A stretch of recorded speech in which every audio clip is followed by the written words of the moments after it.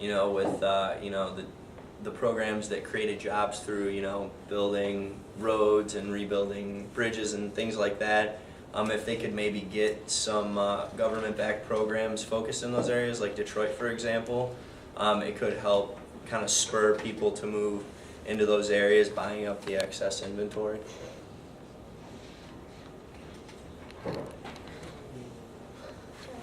Yeah.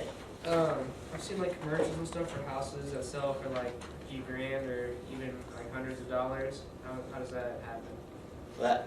Part of that is too, like they get foreclosed on, and so when like houses in a lot of different places start foreclosing, it brings down the value of everybody's kind of house around it, because they're not you can't, they just sit empty. And then also when people can't get afford to get loans and things to pay for it, then with the excess supply, it gets lowered and lowered in an area, and then that's why you can see them kind of drop.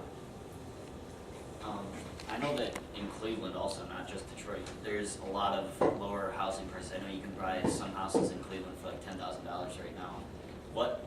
If you think about that, you got to think about the neighborhoods those are in. Who's going to want to buy a house like in a terrible neighborhood? And if that house got foreclosed, I mean, it probably was owned by somebody that didn't have a job or that was into drugs or something like that. Like, I don't know why you would want to buy a house in the neighborhood like that, I guess. Well, I know like Cleveland has, like, no offense to anyone that lives there, but they have like major problems like with their government and like with the mayor and everything. Like there's a lot of corruption going on, and I think like part of that is improving the economy, making people want to live in Cleveland, like improving those areas so that families can live in them and people aren't absolutely terrified to go down there. So yeah.